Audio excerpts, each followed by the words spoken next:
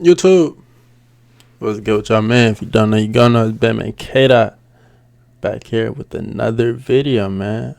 Y'all know we staying consistent this year. Comment consistent, K-Dot consistent, more in the comment, you know what I'm saying? If you haven't already though, make sure y'all smash that like button, hit that subscribe button, and ring that noti bell for your boy. As y'all can see, we are here with another. I don't know if I reacted to a Doctor Insanity video yet on my channel. But as y'all can see, you know what I'm saying? We here on Doctor Insanity channel.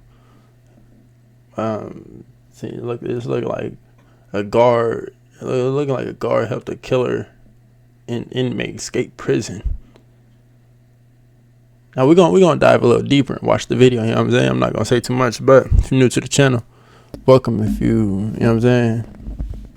No further ado though. Y'all know over here I don't like to do too much yapping. I like get straight into action. So I'll catch you on the video. It's the 29th of April, 2022. CCTV records prison supervisor Vicky enter through a back door. Half a minute later, she comes back out with a prisoner. Casey White, a 6'9" giant of a criminal serving 75 years for attempted murder. They quickly leave in the car as police scramble to make sense of the situation. Vicky, a prison supervisor with a 2-decade-long career and perfect record, just disappeared with a dangerous criminal. 2-decade-long career, clear record. I don't think she would I don't think she would purposely help a killer inmate escape prison. I'm not gonna do too much yapping though. Let me watch the video. Let's watch the video. Let's see. She was forced or manipulated into helping him escape. But that's when new evidence came to light, showing that she might have planned the entire thing. As a nationwide manhunt began, police would realize the rabbit hole went deeper than anyone expected, leading them down a dark path, ending with Vicky found dead with a bullet in her head. Vicky, stay with her! Vicky!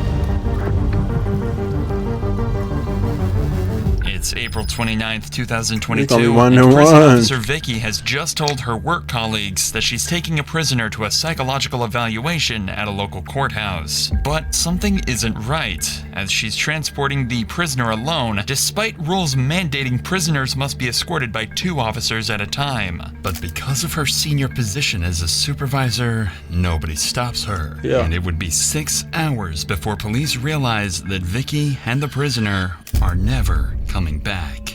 Desperate for clues, police start looking into the man that Vicky escaped with. It was Casey White, a man serving 75 years in prison for domestic violence, home invasion, murder, and brutally attacking a man with an axe. But there was one crime that stood out to police even more. 7 years prior to this, Casey had abused and manipulated his then-girlfriend to a point where she tried to escape from Casey's vicious hands. After they successfully made it to her friend's house, Casey would break into the house with 2 guns and full intent to murder them both. Luckily, they both escaped and survived his vicious attack. But that's when Casey fled the scene and began a series of carjackings across several states, until finally getting into a tense standoff with multiple police officers.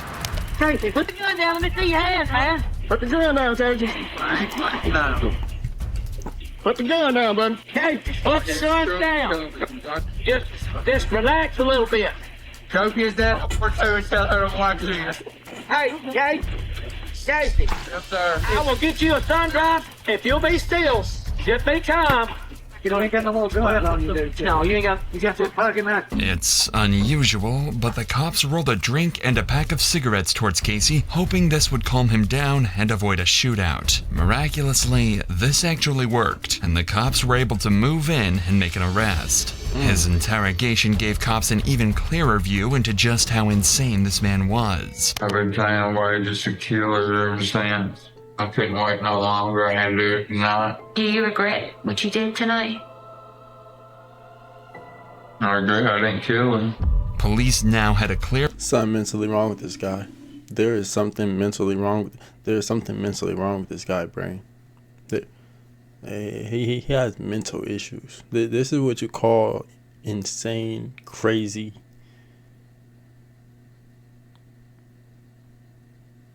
He has mental issues. For anybody watching this, take care of your mental health. Take care of your mental health. That is something. That is the most. Me personally, I take mental health very serious. Take care of your mental health. Motherfuckers be too far gone into. Take care of your mental health, for real.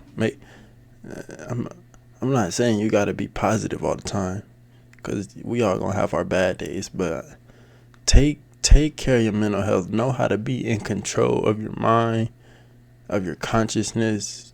Just be in control of your mind. Be aware. Be in tune with yourself. You know what I'm saying? Just be in tune with yourself. Most importantly, take care of your mental health. Take care of your mental health. I don't know how many times I said it. Y'all could count, but take care of your mental health. For real. Take care of that shit. No, for real. Take care of your mental health. Picture of who Vicky just helped This escape is prison. fucking insane. But how does Vicky fit into all of this? She works at a completely different prison, and there's no plans for Casey to ever see outside these walls again. Well, 1 year later, Casey confessed to a murder, resulting in him being moved to a different prison. This kicked off a series of events that would eventually result in Vicky's death. The murder that Casey confessed to was a 4-year-old cold case. It's unclear why Casey owned up to it now, but he was able to give specific details that nobody but the killer could have known. And after a short trial, he was quickly transported to a new prison, the same one where Vicky worked. Vicky is 56 and has been divorced for several years and put her heart and soul into her job. She was a model employee and popular among her colleagues, but her life had become boring and lonely. She wanted a change.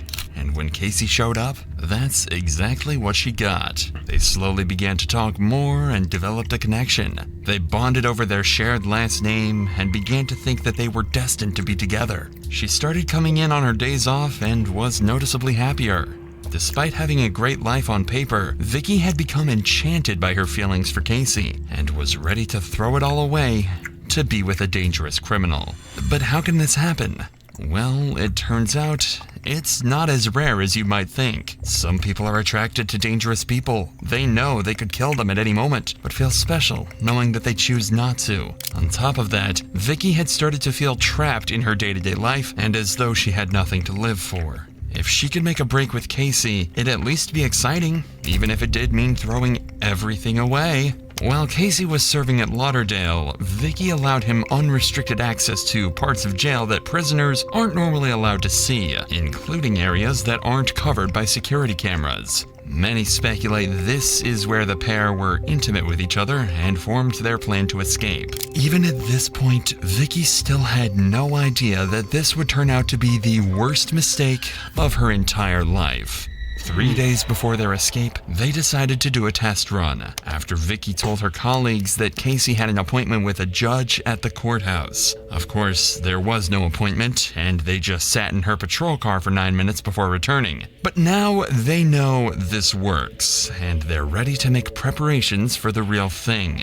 2 days before their escape, they're spotted on camera passing notes. It's thought that this was them discussing the final part of their escape plan, but by the time this footage was discovered, it was already too late. By April 29th, 2022, everything was in place, and they're ready to make their escape.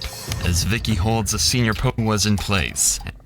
This man don't even look right. Look, bro, just look at his eyes. I'm nobody to judge, but look at this man's eyes. Like, if we could zoom in on this man's eyes, this is somebody you could just look at and know that there's something wrong with this guy. He's something's not right with this man. maybe I'm being very judgmental right now. He could have a lazy eye, or I don't know. Maybe it's something deeper, but I ain't gonna lie. If I ever came in contact with me personally, I judge off the I judge off the heart and mind. You know, your character. But it's something just don't look right with this man. It's just first glance or just a quick peek. I'm saying, like, something just don't look right with this man. To make their escape. As Vicky holds a senior post at the prison, she has certain powers that she's about to take advantage of. She arranges to send 12 inmates and 5 deputies to court on the day of the escape, leaving her as the last remaining officer in the prison with transport privileges. She then tells her bosses that Casey has to be taken for a mental health evaluation. Looking at the surveillance footage, it's clear something was up. Vicky has her firearm with her, something that is strictly forbidden inside the prison walls. She's also walking in front of Casey instead of behind him, showing she trusts him not to harm her. By helping Casey to escape, esteemed prison officer Vicky has thrown everything she had away, and in one pivotal moment has become a criminal. Vicky's always been a good girl I went to school with. It's got to be other people involved, and Vicky's just a scapegoat. You knew her, you loved her. I feel like if she had anything to do with it, it was definitely love. Vicky and Casey casually walk out of the prison into a patrol car and drive away to freedom. It took 6 hours before anyone noticed they're missing. When the prison calls the courthouse to see what's taking so long, they're told that there is no appointment, and they come to the horrible realization that Casey has made a break for freedom. To evade the authorities, they quickly ditch the patrol car and flee the state, and the cops now have no clue where they are, where they're going, or how to find them, marking the start of an 11-day manhunt that will span the nation. On day 1 of Vicky and Casey's escape, the cops try to find clues at Vicky's home, but she's nowhere to be seen. In fact, she doesn't even own the house anymore. As part of her plan, she sold her house for extremely cheap. With the money, she bought vehicles, guns, and most suspiciously, men's clothing. This is the first indication the cops have that Vicky doesn't intend on coming back and is ready to start a new life with Casey. Things don't get any better for detectives when the patrol vehicle they use to escape is found abandoned at a local shopping mall. And even worse, there's no surveillance footage covering that area of the parking lot, so they don't even know which direction they went. But on day 2 of the manhunt, a tip-off from her family blows this case wide open, as it's revealed Vicky has been renting a storage unit. Police are able to locate the storage unit and discover that she was renting it with a burner phone. But despite their best effort to track this new number, the cops came up with nothing but the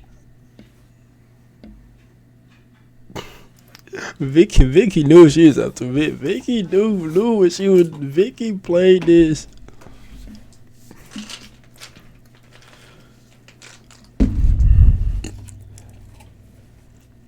Vicky knew what she wanted, and she, from the looks of it, she got what she wanted.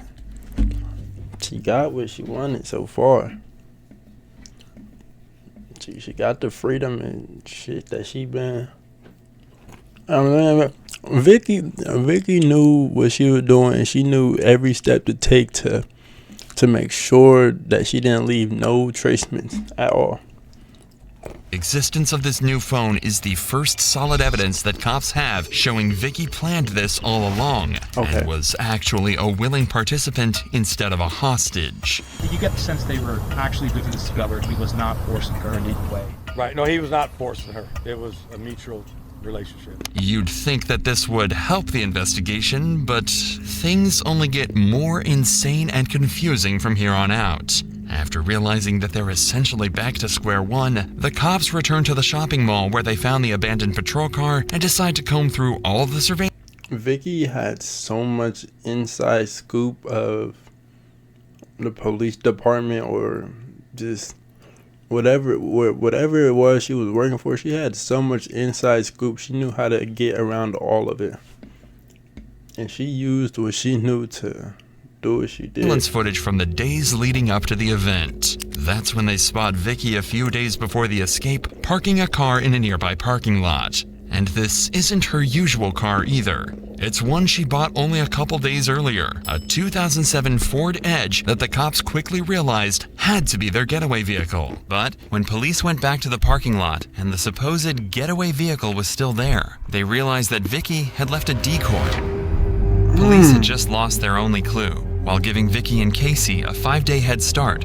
But since they abandoned the Ford, the cops assumed that they have to have found another vehicle in the area, and lo and behold, they quickly picked up another lead. A homeowner nearby told them he sold his Ford F-150 pickup truck to a man who approached his house on the day Vicky and Casey went missing. That man is described as being around 6 feet 9 inches tall and looked exactly like the picture he was shown. Now all they have to do is find that Ford F-150 and bring this manhunt to an end. And thanks to another lead, they're closing in. On day 6, the owner of a car wash in Indiana noticed something strange. A Ford F-150 had been parked in one of the cleaning bays for an unusual amount of time, and he suspects this vehicle has been abandoned. Unfortunately, this is before a search was initiated for the truck, but something's still not right. This pickup truck is far too nice to have been dumped by anyone sane, and the owner quickly grew suspicious. In order to find out, he checks out the car wash surveillance footage, and what he finds will help the cops finally capture their 2 fugitives. That's Casey getting out of the pickup, and he's acting very strangely. He's waiting for Vicky, and she's in that car driving just out of shot. When Casey gets in the new vehicle, leaving their pickup and driving off, the owner knows they're up to no good and calls 911. There's a truck been sitting in my bay since yesterday at 3 o'clock. I looked at my cameras and the guy's kind of suspicious. It's a Ford F-150 4-door truck. It's blue in color. It's got Tennessee license plates on it. And I've got him on camera. The next day, cops arrive at the car wash and initiate a search of the truck. Is it returns to a Dodge? Yep. Yeah, that's fine.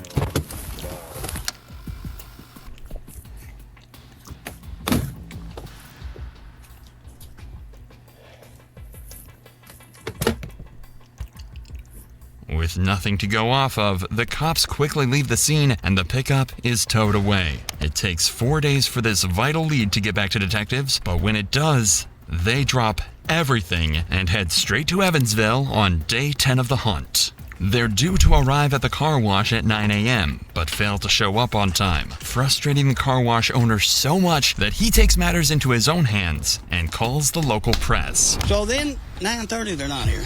So I said, I get on the phone to Fox News. I said, y'all want a story? Yeah, we like a story. I said, I got one. So I got one. Over at my car wash. I got it on camera. He said, you talking about the one in Kentucky? I said, no, I'm talking about the one in Alabama with the girl. I said, okay, we'll be right there. They showed up. They got there 10 minutes before the marshals. U.S. Marshals arrive during the media frenzy, and when they take a look at the surveillance footage, they realize they've found the car Vicky and Casey could still be driving, a Cadillac, and one that Vicky and Casey think is completely unknown to the cops.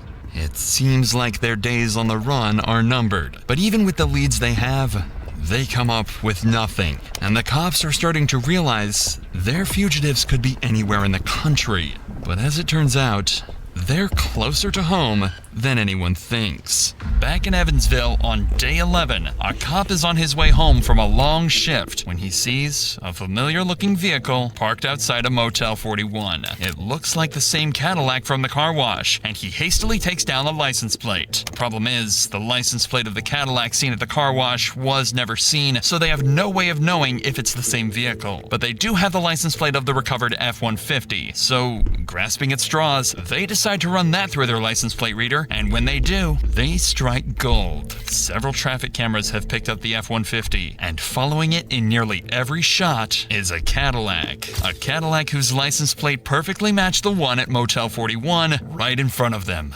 Finally, by sheer luck, the cops have found their fugitives. All they have to do now is bring them in. First, deputy marshals find strategic positions around the motel. They're all in plain clothes and unmarked vehicles, hoping to be as covert as possible. But while the cops surround them, Vicky and Casey are in room 150 watching the TV in horror right as the discovery of the Ford F-150 hits the news. The plan was to bring Vicky and Casey in quietly, but before they get a chance to put their plan into action, Vicky walks out of the hotel room and throws a bag into the Cadillac. She's followed by Casey, and even though they're in disguise, there's no mistaking Casey White's massive frame. Casey gets behind the wheel, and the Cadillac takes off. The cops' plan has been completely foiled once again, but they've got a backup. They're going to follow them and try to box them in to avoid a confrontation. But before they get a chance, they realize they've been spotted. Casey turns onto US Highway 41 and hits the accelerator, taking the cops on a chase across traffic and through parking lots until he manages to make a break for freedom by driving straight through an open field. At around the same time, police dispatch receives a call from none other than Vicky herself, and it gives you an idea of how terrifying this chase really is.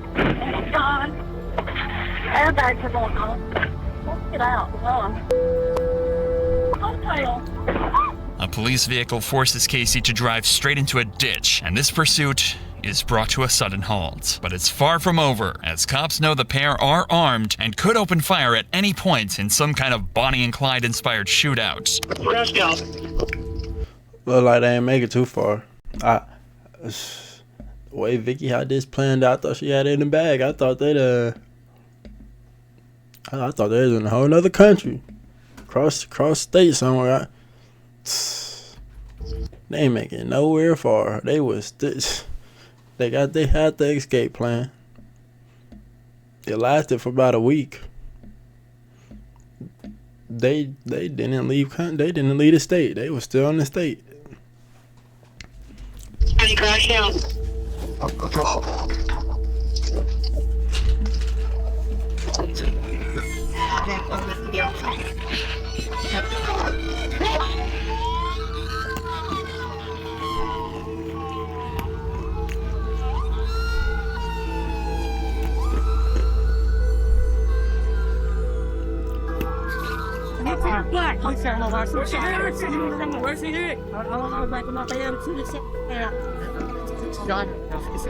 Please check him out. It's my wife, guys.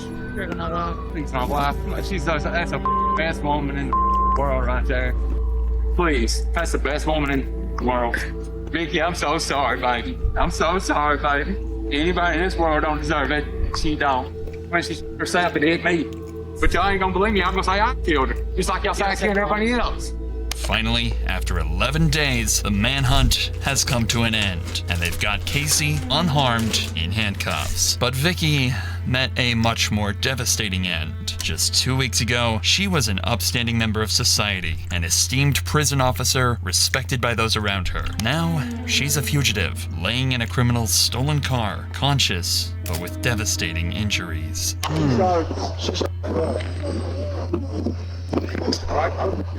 David, she good? No, she's good. She's still got it in her hand. Yes, she's got it in her hand. There's medic right here, medic. Get back! It's still in her hand? Yes, it's in her hand. Still breathing. I gotta break this center up here, too. You go in? Well, I think we can reach in and get the gun. That'd probably be easier in the windshield. See, little open. Good idea. Hold on, cause it said. Vicky enters through a back door. Half a minute later, she comes back out with a prisoner, Casey White, a 6'9" giant. How does Vicky fit into all of this? She works at a completely different prison, and there's no plans for Casey to ever see outside these walls. Best 2 was a 4-year nobody but the killer could have known, and after a short trial, he was quickly transported to a new prison, become boring and lonely. Several years, and put her heart and soul into her job. She was a model employee and popular among her colleagues, but her life had become boring and lonely. She wanted to change, and when I feel like that is why she offed herself, or tried to off herself. is because she put her life, her heart and soul into this job, and yet she still felt boring. It got boring and she felt lonely. Like they said, she wanted to change. She went to go try some shit. Broke a dangerous man out of prison, escaped with the man, just to get nowhere far.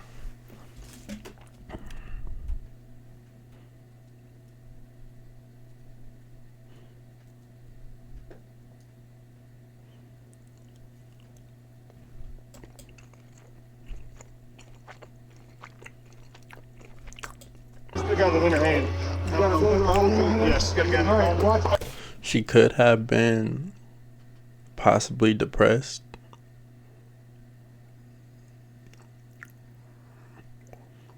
I don't know. Again, she gave her heart and soul, and she did her big one for the job. You know what I'm saying? It got boring. She started feeling lonely. Met Casey. They got the same last name, you know what I'm saying? She felt it was some type of connection there because of their last name. Broke the man out of prison. Just to come to find out they didn't get nowhere far. She had this immaculate plan to do what she did. Lasted about 2 weeks.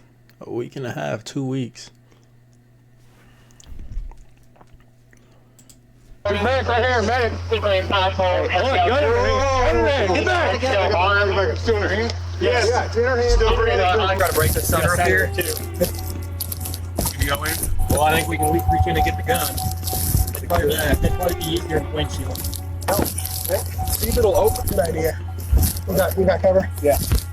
It's opening. You got me? Yeah.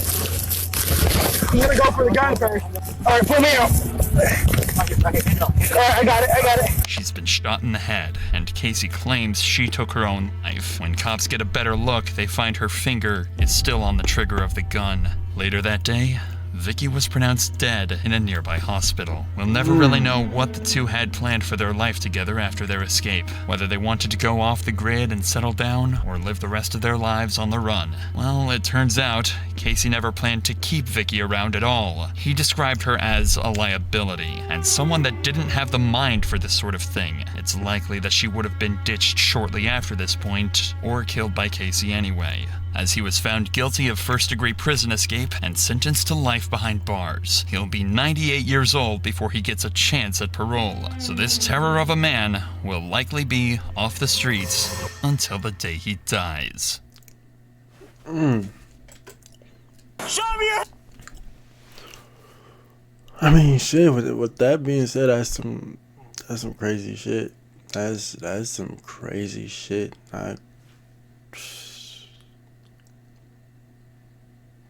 Take care of y'all mental health, man. If y'all enjoyed that video, make sure y'all hit that like button, smash that like button, hit that subscribe button, and ring that noti bell for your boy, you know what I'm saying? Drop down in the comments y'all favorite part of the video. Let me know y'all thoughts. Let me know y'all comments. Let me know. Just drop down in the comments and talk to your boy. Let me know. Let me know something. Talk to me, man. Well, I mean, shit, that. Take care of your mental health. If y'all got any video recommendations, again, send them here to my DM on IG. I love y'all, man. I'll get back to y'all next video. I'll see y'all next video, man. I'm gone.